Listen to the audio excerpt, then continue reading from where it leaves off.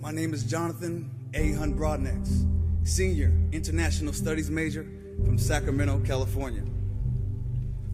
One day, my 6-year-old son came home from school upset. He slammed his backpack down and he yelled out, "It's not fair." I said, "Young black man, life's not fair."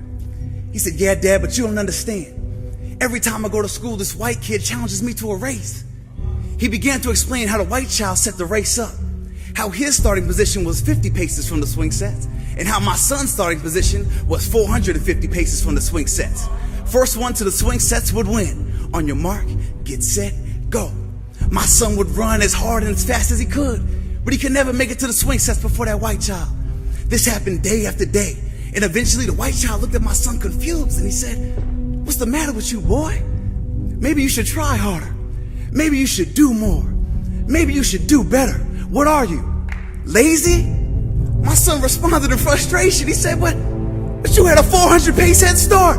The white child smiled and said, "See, that's your problem. You always playing that pace card. Maybe you should stop making excuses." You see, at the precipice of the perception on how to improve the K-12 pathways to preeminence, the prejudices of the past have to be predominant in our processes of reform. Because useless is affirmative action if action towards the aforementioned isn't affirmed or mentioned. Because easing our entrance into collegiate education is to assume that our youth were proportionately prepared previously. Not so. So son, I'm gonna teach you how to run, black boy, run. When preparing for a race of this magnitude, it is imperative that you learn discipline. Ignoring the statistics that say that you are 25% less likely to graduate from high school, 7 times more likely to live in the poorest neighborhoods, 105 years behind the average white child in fundamental areas like reading. Just run, black boy, run.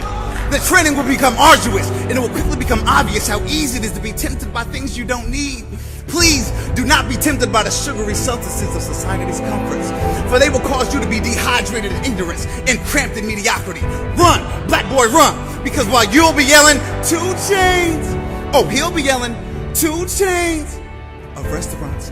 While you'll be next in line for the Jordans, he'll be next in line for promotions. Run, black boy, run. Instead, hydrate yourself with the pain of reconstruction and sip from the formidable fountains of civil rights. Son, if you do this, I promise you will be successful. My son returned home from school a week later, angry as ever. He said, "Dad, I did everything that you told me to do. I worked, I trained, I did everything, and I still didn't come in first place." I said, "Okay, son, but did you finish?" He said, "Yeah, but I had to work 3 times as hard." "But did you finish?" "Yeah, but I fell and I scraped my knee."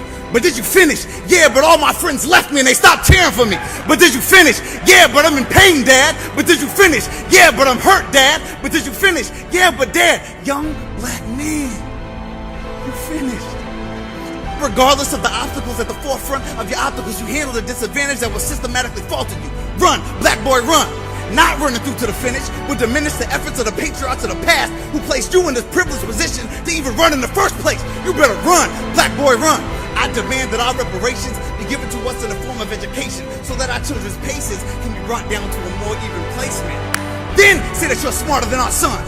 Then say that you're better than our daughters. Then say that you're more resilient than our people. Until the K-12 pipelines to preeminence is radically reformed through the process of reparations, our children will continue to be at a 400 pace disadvantage. Son, I may not get there with you, but if I know my God, and I do, one day you will get there. But until that glorious day when God opens up the heavens and enables our people to obtain that thing that we have fought for, that we have bled for, that we have died for 400 years, son, young black men, Morehouse Men, you better keep them legs turning and ignore what the world tells you should be. You better keep them arms pumping and ignore what the world tells you that you can't do. And you better run, black boy, run.